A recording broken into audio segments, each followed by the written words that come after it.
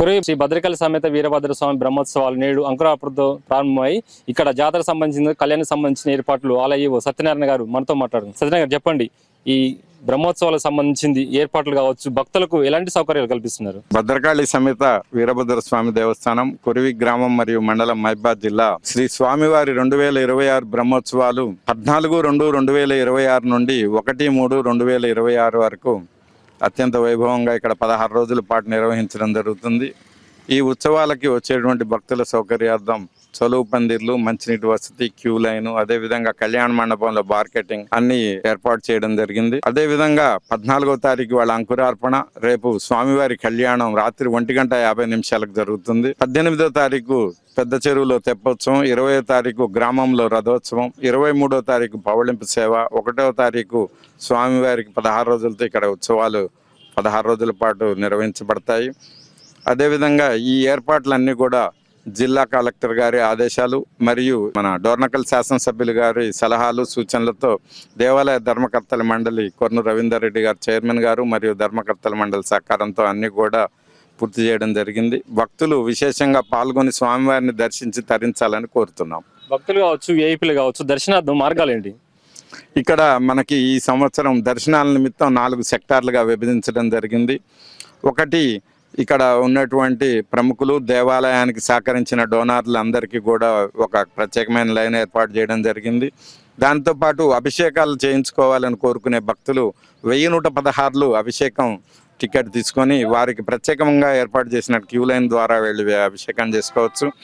ప్రత్యేకంగా 2 జనరల్ దర్శనము మరియు 100 రూపాయల దర్శనాలు ఏర్పాటు చేయబడ్డాయి. అందరికీ సౌకర్యార్థం ఉచిత దర్శనం ఏర్పాటు చేసినప్పటికీ అత్యవసర సమయంలో వెళ్ళాలనుకునే వారికి 100 రూపాయల టికెట్ సౌకర్యం కూడా ఏర్పాటు చేయడం జరిగింది. ఇవి సద్వినియోగం చేసుకోవాలని తెలియజేస్తున్నాం. గతంలో కంటే ఇప్పుడు ఏ మౌలిక సదుపాయాలు కల్పించారు? ఎంతమంది భక్తులు రాబోతున్నారు? మనకి సుమారు 1,00,000 మంది వస్తారనే అంచనాతో అవసరమైన ఏర్పాట్లు చేయడం జరిగింది. గతంలో మనకి క్యూ లైన్లు కానివ్వండి, మార్కెటింగ్ కానివ్వండి, ఇవన్నీ కూడా యథావిధిగా ఉన్నప్పటికీ ఈసారి కొత్తగా మనకి కొన్ని షెడ్స్ని అదనంగా ఏర్పాటు చేయడం ద్వారా నీడ ఏర్పాటు చేయడానికి అవకాశం ఉంది. అదేవిధంగా తడికల పందిర్లు కూడా సత్రాలలో ఏర్పాటు చేసాం. భక్తులు ఉచితంగా ఉండి వాటి వంట చేసుకునే అందుకు ఉపయోగపడేలాగా ఏర్పాటు చేయడం జరిగింది. గతంలో భక్తులు కావాల్సిన నీటి వసతులు కావచ్చు, తాత్కాలిక టాయిలెట్లలో కొంత ఇబ్బంది అనేది ఏర్పడిందండి. ఈసారి అధిగమించిన దాన్ని గతంలో తమరు అన్నట్టుగా అది ఇబ్బంది జరిగి ఉండొచ్చు, కానీ అవన్నీ కూడా ఈసారి ఇంకా భక్తులు ఎక్కువగా వస్తారనే ఉద్దేశంతో దేవాలయానికి ఎదురుగా ఉన్నటువంటి అంగడి స్థలంలో తాత్కాలిక టాయిలెట్స్ మరియు గతంలో ఉన్న పర్మనెంట్ టాయిలెట్స్తో పాటు అదనంగా, అదేవిధంగా దేవాలయం ఎదురుగా సత్రముల సముదాయంలో ఈ 2 చోట్ల కూడా టాయిలెట్స్ని ఏర్పాటు చేయడం జరిగింది. వాటి అవసరాలన్నీ కూడా చూడడమైంది. గుడికి సంబంధించిన మౌలిక సదుపాయాలు కావచ్చు, భక్తుల సౌకర్యార్థం కావచ్చు, దాతలు ముందుకు వచ్చినా కానీ అధికారుల నిర్లక్ష్యం వల్ల కొంత వెనుకబడ్డదని చెప్పేసి ఆరోపిస్తున్నారు. ఏం చెప్తారు?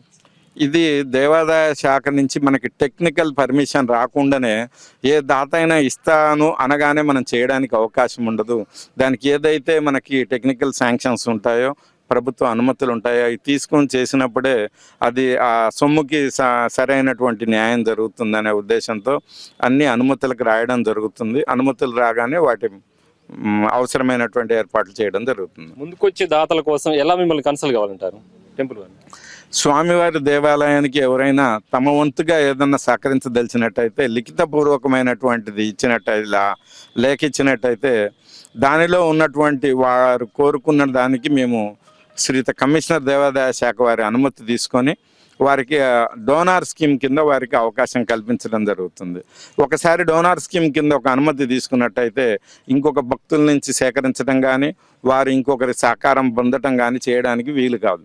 ఎవరైతే డోనార్గా పేరు తీసుకొని పని చేయడానికి ఇష్టపడతారో వారు మాత్రమే ఆ డోనార్ స్కీమ్కి దరఖాస్తు చేసుకోవాలి. దానికి అనుమతులు కూడా ఇవ్వడానికి ఉన్నారు.